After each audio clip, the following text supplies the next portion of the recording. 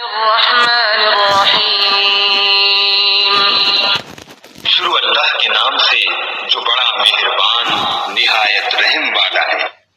والتین والزیتون انجیر کی قسم اور زیتون کی، وطور سینین اور طور سینین کی، وهذا البلد الأمین، اور اس امن والے شہر کی۔ لقد خلقنا الإنسان في أحسن تقویم، کہ ہم نے انسان کو بہت اچھی صورت میں پیدا کیا ہے، ثم رددناه أسفل سافلین، پھر رفتہ رفتہ اس کی حالت کو بدل کر پست سے پست کر دیا، إلا الذين آمنوا وعملوا الصالحات فلهم أجر غير ممنون، مگر جو لوگ ایمان لائے اور نیک عمل کرتے رہے ان کے لیے بے انتہا اجر ہے۔ فما يكذبك بعد بالدين، پھر تو جزا کے دن کو کیوں جھٹلاتا ہے؟ أليس الله بأحكم الحاكمين،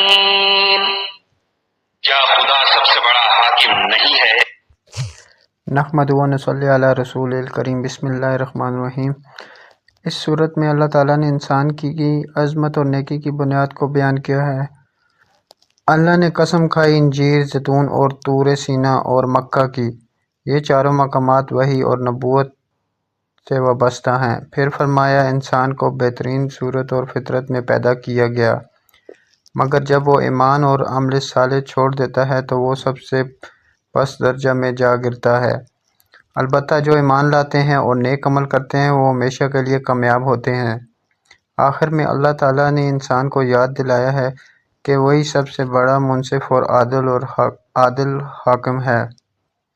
اس سورت کی بہت ساری فضائل ہیں۔